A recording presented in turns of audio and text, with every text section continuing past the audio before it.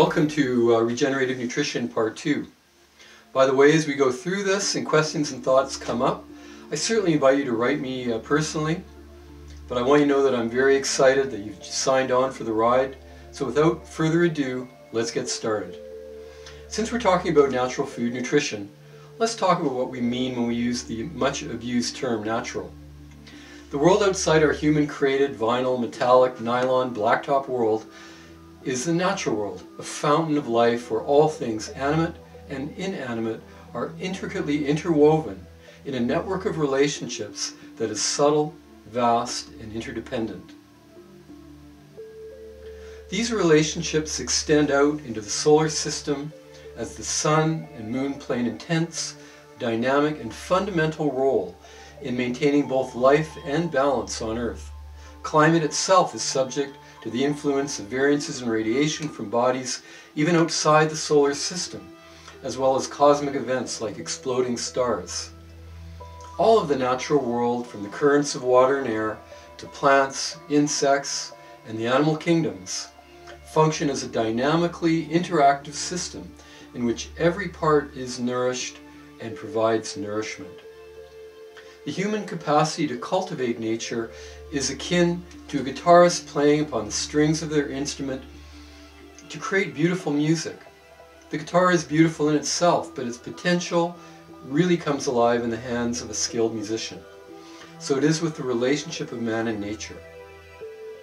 Humans have always manipulated the natural world, whether to build a Stonehenge, produce clothes, create a home, cultivate the land, etc.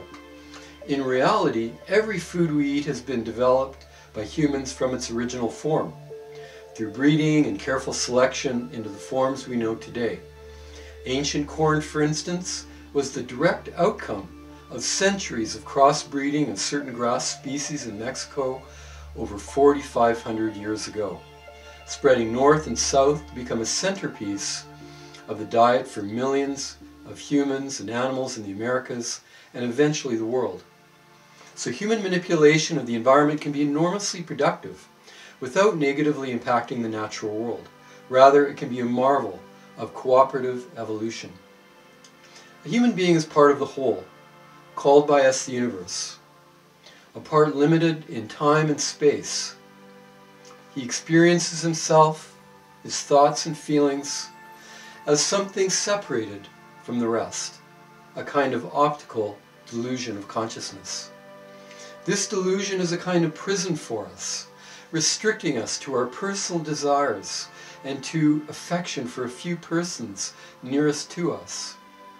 Our task must be to free ourselves from this prison by widening our circle of compassion, to embrace all living creatures and the whole of nature in its beauty. This fantastic quote from Albert Einstein encompasses the core philosophy that supports our personal growth, best health, and a healthy world.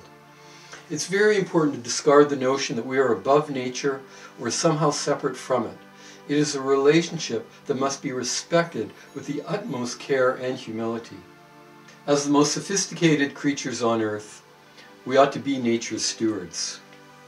A steward is one who maintains order and looks after things. And nature is packed with sensible clues as to how to best accomplish the task. The word sustainability comes to mind as a basic value. What's the use of taking and taking until there's nothing left but a mess and you're forced to move on to the next exploitable target? Why not clue in and build our civilization sustainably as a primary value? If we had that agreement, we could apply the vast resources of human creativity to the project of sustainability and watch how quickly we solve a host of problems. It's so important to appreciate the intricacy of our co-evolutionary relationship with plants. Plants provide a remarkable array of bioactive substances that can positively impact every area of our health for prevention, optimization, and treatment. And every part of the world evolves its own unique flora and fauna, its distinct animal and insect species.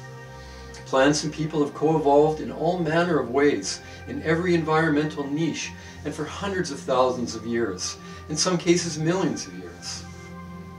From Australia to the Amazon, tribal people in their relationship to the natural world embody the spirit of place and carry the knowledge and the mysteries of the plants and animals of the ecosphere they inhabit. One of the glories of the globalized modern world is that we now have the banquet hall of the world's plant knowledge and food riches available to us. We can enjoy a diversity of food and eating styles from exotic locales the world over. Some will argue that this has its downsides, that the foods and medicines we need are best taken from the environment in which we live, as we've mentioned previously in part 1. And there is wisdom in knowing and growing the plants and foods that thrive in one's native environment. Yet in reality, it's rather wonderful to enjoy the foods and medicines and cuisine from all the corners of the globe. The reality of trade in a globalized world is that coconut oil from Thailand or the Philippines, mangoes and avocados from Mexico, pineapple from Hawaii will travel north, just as a variety of fruits and nuts native to the temperate world will travel south. Similarly, the global plant pharmacy is now available for the world's health seekers. Herbs from the Himalayas and the Orient, from Europe, from South America and North America, form the enormous pharmacy of modern herbalism. This is a remarkable blessing when these plants are identified and cultivated in a way that does not disturb their life within their natural ecosystem. Wildcrafting herbs, that is, herbs that are picked wild in their natural environment, can devastate a given species. Similarly, rare animal species are destroyed for the sake of food or medicine, as in shark fin soup, the illegal harvesting of ivory, or parts of tigers, bears, rhinos, etc. Oddly enough, the desecration of rare species is for supposed health purposes, often sexual vitality. This is emblematic of callous disregard for the sensitivities and limitations of the natural world, not to mention the living animals involved.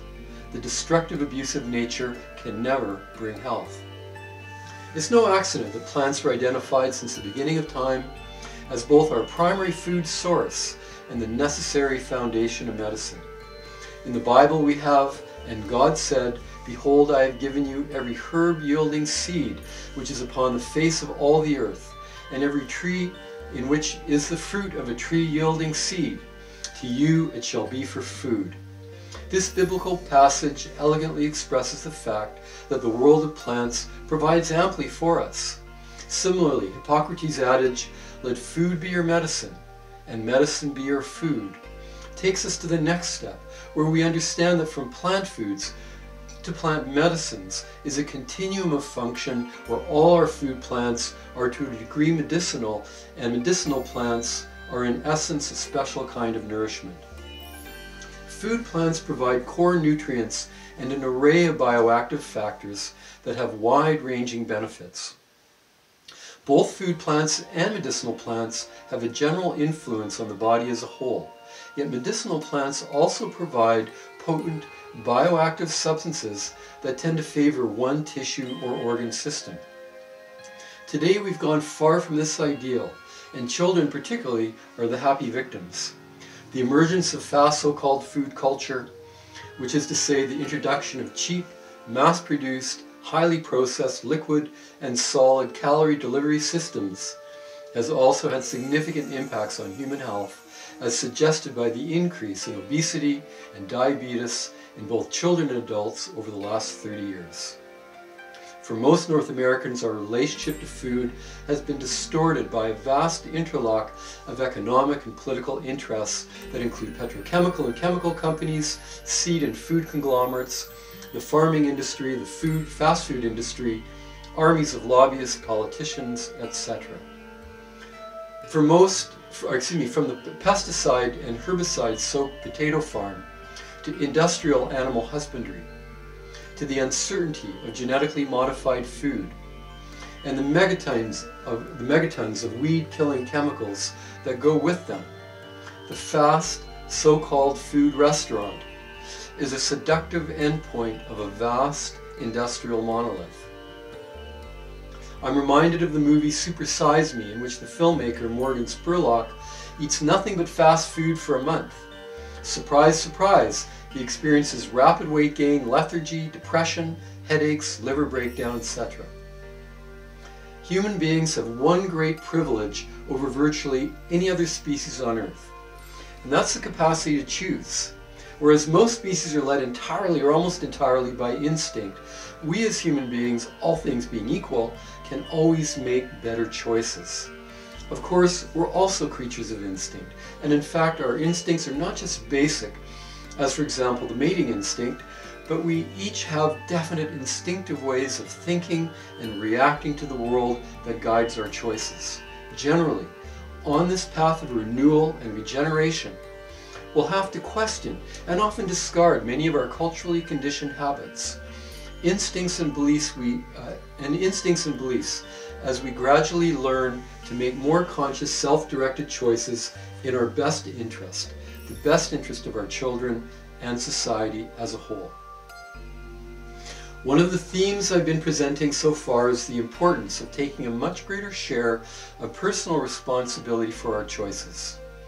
Here I'm taking things a notch deeper and suggesting that we owe it to the very mystery of our existence to take good care of ourselves and to care for others. After all, when you strip it all down, what does everyone want? At heart of hearts, we all want to be the best that we can be and find a way to help others.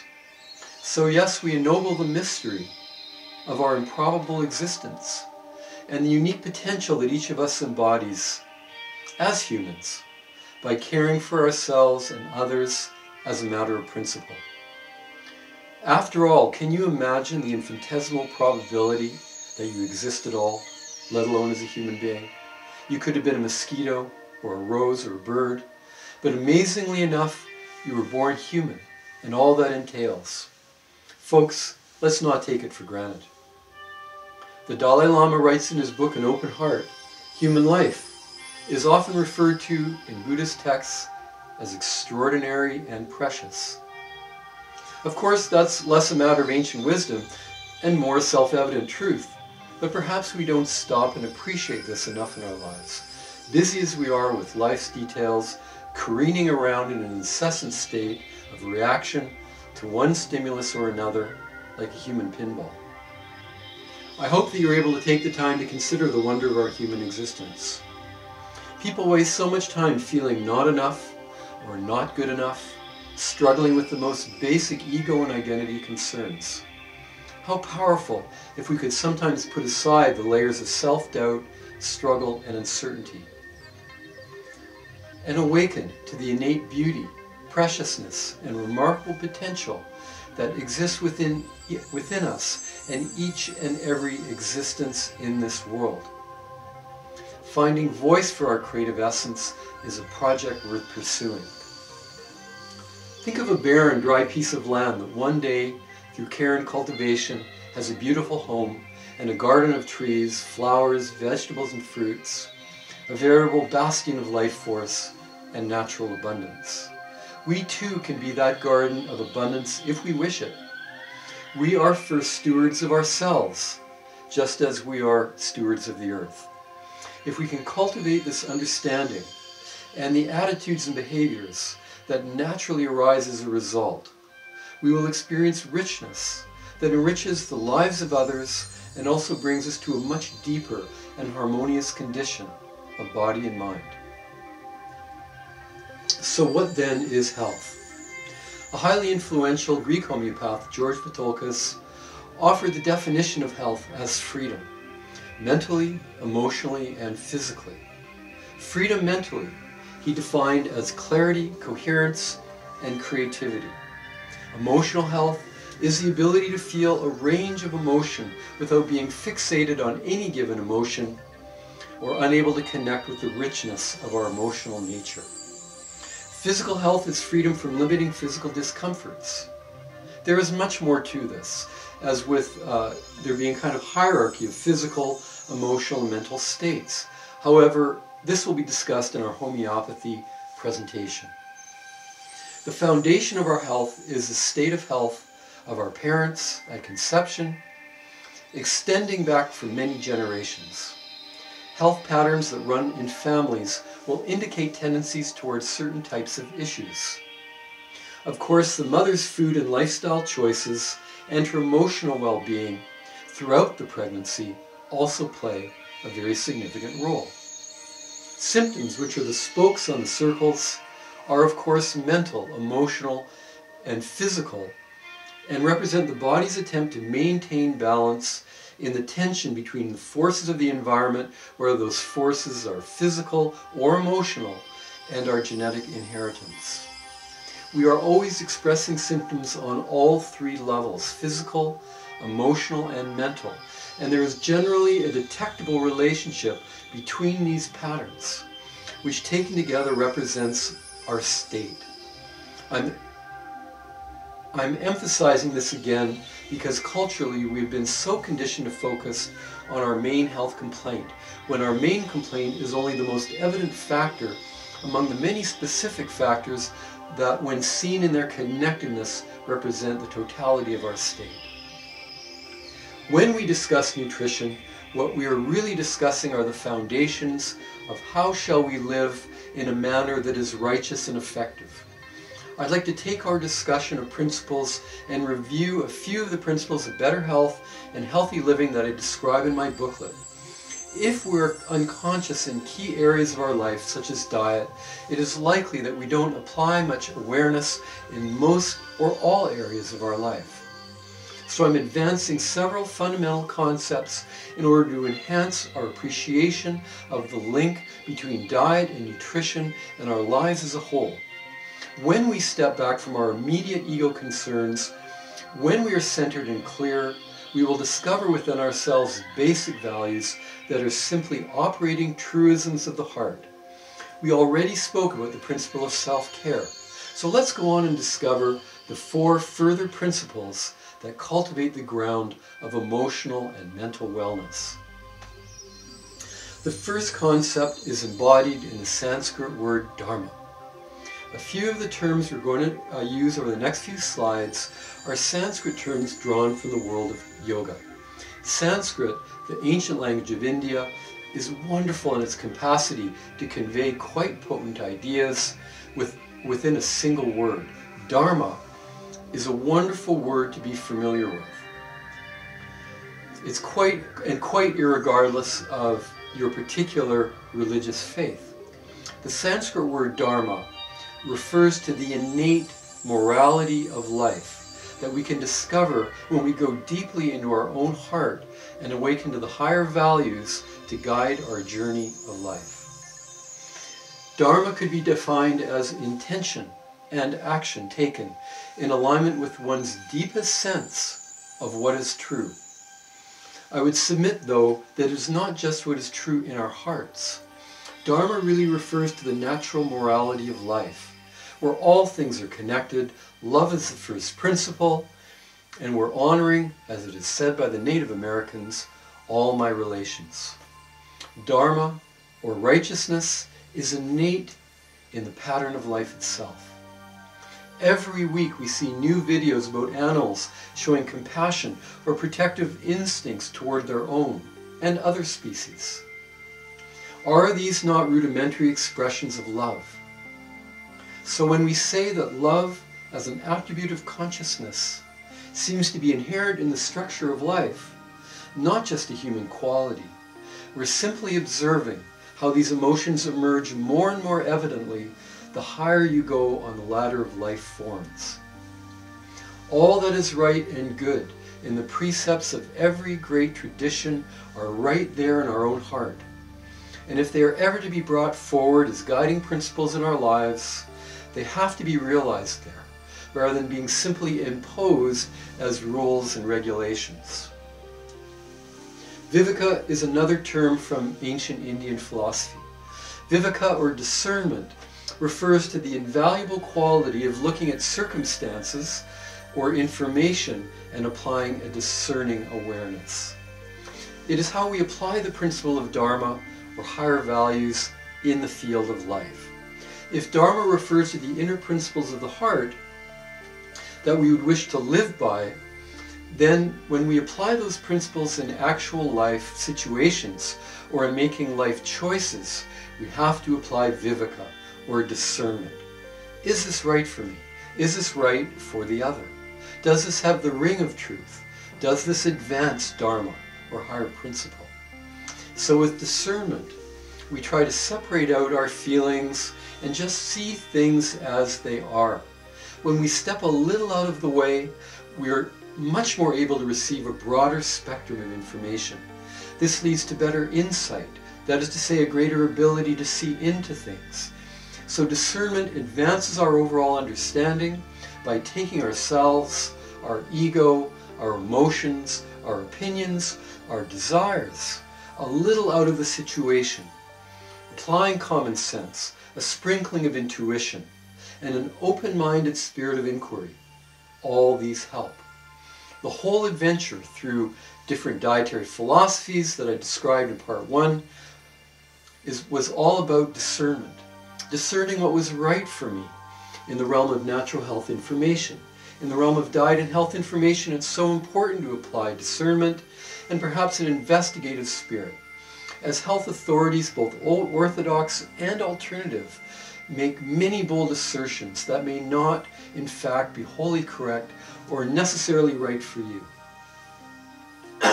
Moksha, also called mukti, refers to the condition of spiritual freedom. The freedom of complete awakening to the inner freedom that is our essential nature. We've already learned that health is freedom. As our innermost nature is free, it is the voice of freedom within us that is calling us to seek the life to which we aspire.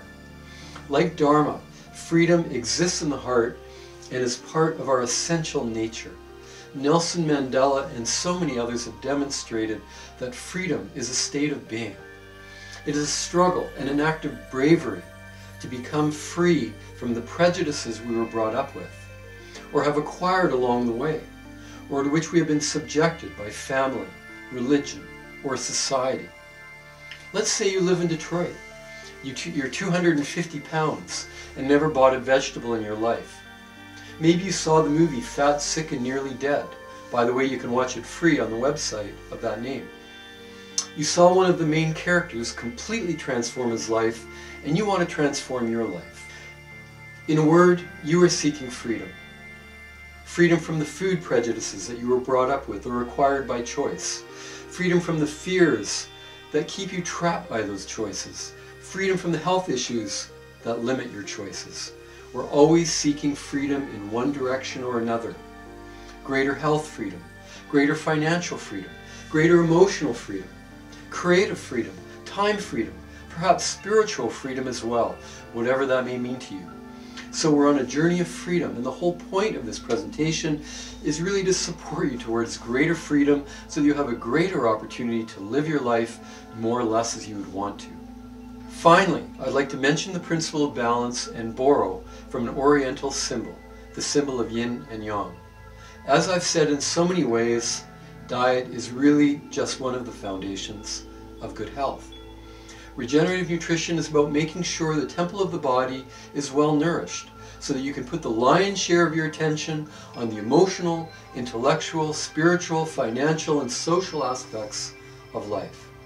It's a great thing to know how to live life in balance, which also means keeping an eye on the long view. We should ask ourselves, how is what I'm eating or the choices I'm making today going to affect me tomorrow, or when I'm 10 years older or 40 years older? This is a wise way to keep our attention on the present, that is, by taking the long view.